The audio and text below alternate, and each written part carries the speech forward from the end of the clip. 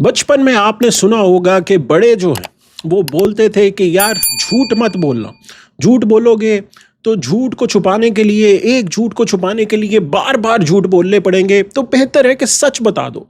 जो झूठ हमने T20 के वर्ल्ड कप के स्क्वाड में बोले थे और जो प्लेयर डिजर्व नहीं करते थे उनको हमने डाला था, और जो डिजर्व करते थे उनको बाहर बिठाया था। वही गलती आपने अब ओडीआई स्क्वाड की जो आपने सिलेक्ट किया है बांग्लादेश के लिए 2026 में, जो बांग्लादेश का जो सीरीज 3 मैचेस की 11 से 15 मार्च तक पाकिस्तान ने शेर बंगाल स्टेडियम में खेलनी है, उसमें आपने वही झूठ बोले हैं ओडीआई स्क्वाड में भी। यानी कि आप बाबर को कैसे ड्रॉप कर सकते हैं ओडीआई स्क्वाड में। बाबर की जो T20 में परफॉर्मेंस है उस पे हम उनको क्रिटिसाइज कर रहे हैं कि वो T20 में उनकी जगह नहीं बनती, लेकिन ओडीआई के और टेस्ट के तो पाकिस्तान का एक ही अच्छा बैटर है और वो बाबर आजम है, उसको आपने बाहर बिठा दिया है। सो आप प्लानिंग अगर कर रहे हैं तो प्लानिंग तो ये है कि आप जो है वो प्लानिंग कर रहे हैं 2027 के ओडीआई के वर्ल्ड कप के लिए। सो यहाँ पर पाकिस्तान ने 6 अनकैप्ड प्लेयर जो हैं वो सिलेक्ट किए हैं स्क्वाड में। अब वो यंगस्टर आपने रखे हैं जो कि T20 में जिनकी जगह बनती थी, जिनको आपको T20 में खिलाना था, उनको आपने ओडीआई में डाल दिया है। यानी कि जो डिबैकल हुआ है जो वर्ल्ड कप में जब आप सुपर 8 से बाहर हो गए, उसको छुपाने के लिए आपने ये चीज़ें जो है ये स्क्वाड आपने सेलेक्ट किया है। स्क्वाड पाकिस्तान का जो है उसमें जो स्पेशलिस्ट बैटर्स पाकिस्तान ने सेलेक्ट किए हैं, ये स्क्वाड मैंने आपके सामने रख दिया है, लेकिन इसको हम ब्रेक डाउन करेंगे कि किस तरह कौन से बैटर्स हैं, कौन से विकेट कीपर्स हैं, ऑलराउंडर्स हैं, फास्ट बॉलर्स हैं, और फिर ये जो 6 अनकैप्ड प्लेयर हैं इनकी डोमेस्टिक की एवरेजेस जो हैं वो भी हम देखते हैं, और कौन से प्लेयर ड्रॉप हुए हैं उसके ऊपर भी हम एनालिसिस करते हैं। सो सबसे पहले जो स्क्वाड है ये मैंने आपके सामने लगाया है। इसमें पाकिस्तान ने जो बैटर्स हैं वो स्पेशलिस्ट बैटर्स जो हैं, अब्दुल समद मिडिल ऑर्डर के जो बैटर हैं उनको सेलेक्ट किया है। फिर मास सदाकत हैं उनको डाला है जो कि ओपनिंग करते हैं, टॉप ऑर्डर के बैटर हैं। साद मसूद हैं वो भी मिडिल ऑर्डर के बैटर हैं, लोअर मिडिल ऑर्डर में आते हैं, ऑलराउंडर इनको कंसिडर किया जाता है। गुगली भी डालते हैं ये। फिर उसके बाद Sahibzada Farhan again he is in form, तो उनको अच्छा सेलेक्ट किया है। शमाइल हुसैन जो कि ओपनर हैं, जो शाहीन के ओपनर हैं, जो अभी इंग्लैंड में शाहीन्स खेल रही थी T20 और ओडीआई भी, उसमें भी ये ओपन कर रहे थे। सो ये पाकिस्तान ने 5 बैटर जो हैं वो सेलेक्ट किए हैं। 2 विकेट कीपर हैं जिसमें मोहम्मद रिजवान हैं जो कि विकेट कीपर हैं, मेन विकेट कीपर, और फिर गाजी गौरी हैं, ये 2 विकेट कीपर हैं। गाजी गौरी भी डोमेस्टिक में काफ़ी अरसे से खेल रहे हैं, सो उनको सेलेक्ट किया गया है। लेकिन यहाँ पर हसीबुल्ला का आपने उनको क्यों नहीं सेलेक्ट किया?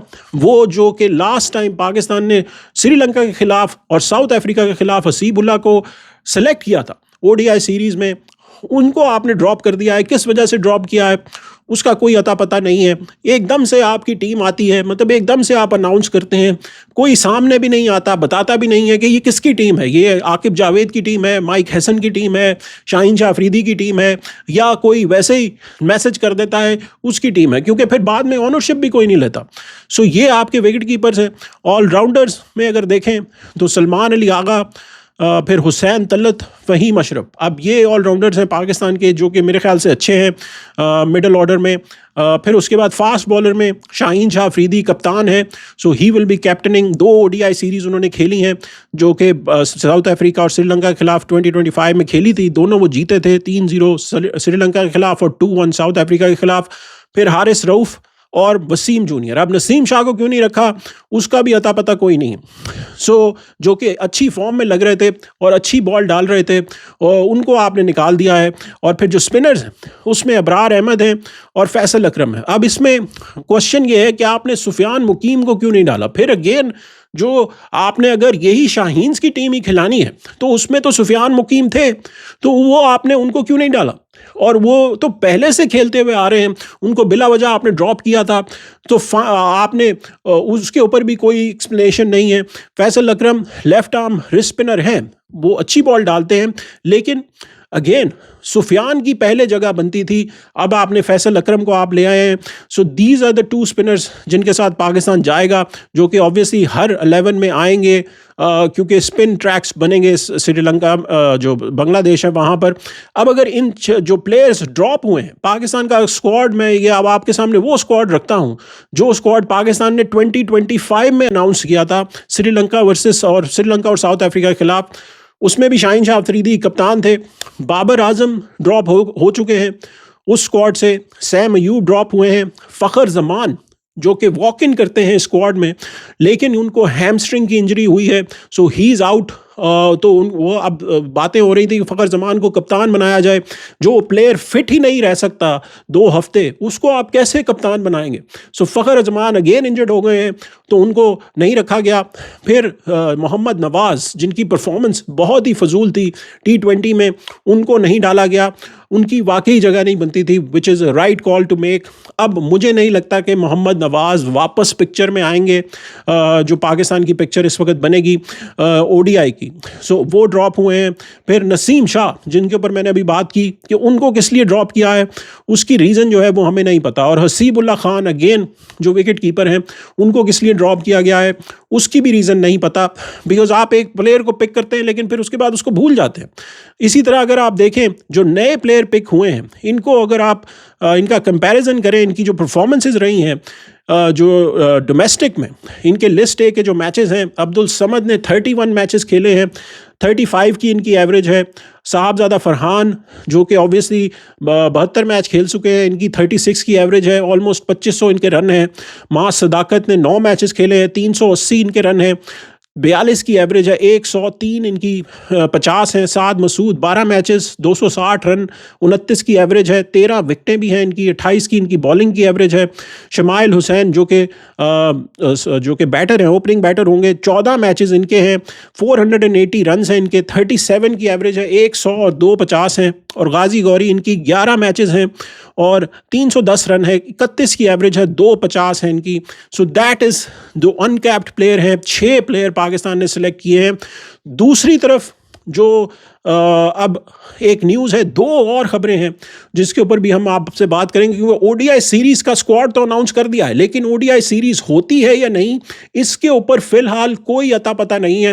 बिकॉज़ यहाँ पर जो इस वक्त जियो पोलिटिकल सिचुएशन है, जो ईरान की, US की, इसराइल की जो वॉर चल रही है, उसके लेते जो ट्रैफिक है, एयर ट्रैफिक है, वो बंद हुई है काफ़ी जगहों पर।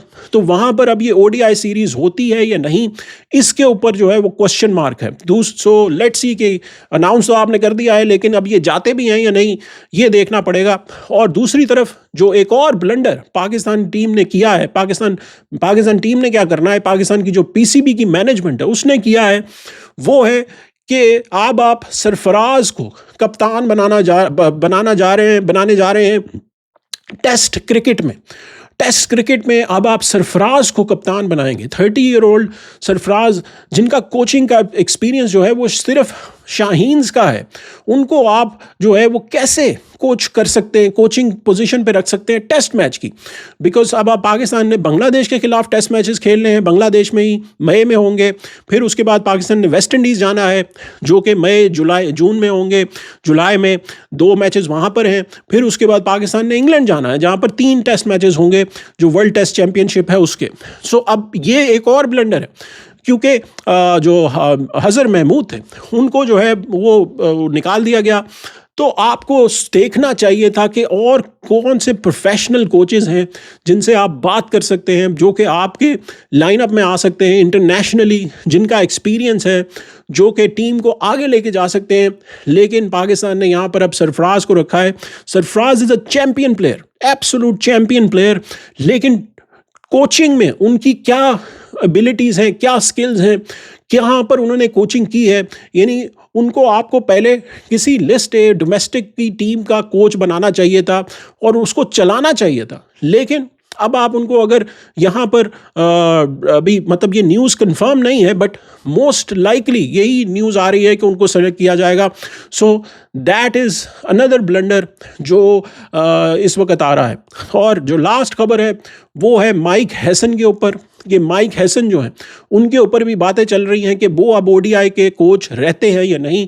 ये जो ओडीआई का स्क्वाड अनाउंस किया गया है इसमें इसके ऊपर बात नहीं की गई। माइक हैसन जो हैं वो न्यूजीलैंड में जा चुके हैं, उनके ऊपर खबरें आ रही हैं कि सारे जो प्लेयर वो जो एक पीसीबी की मैनेजमेंट ने रिपोर्ट ली है उसमें प्लेयरों ने बोला है कि माइक हैसन जो है वो बात नहीं सुनते प्लेयरों की, और जो प्लेयर बात करते हैं, जो सजेशंस देते हैं वो नहीं लेते, और he is a stubborn coach.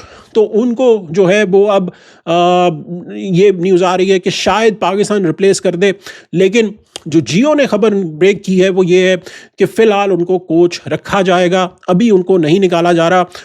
अब माइक हैसन खुद रिज़ाइन करते हैं या नहीं ये डिपेंड करता है, but right now he is going to be the coach. So ये है पाकिस्तान का पूरा स्क्वाड जो कि ओडीआई सीरीज़ का है, और जो कुछ खबरें थी वो मैंने आपके सामने रख दी हैं जो इस वक्त चल रही हैं पाकिस्तान को लेते। इंटरटेनमेंट बंद नहीं होती पाकिस्तान की।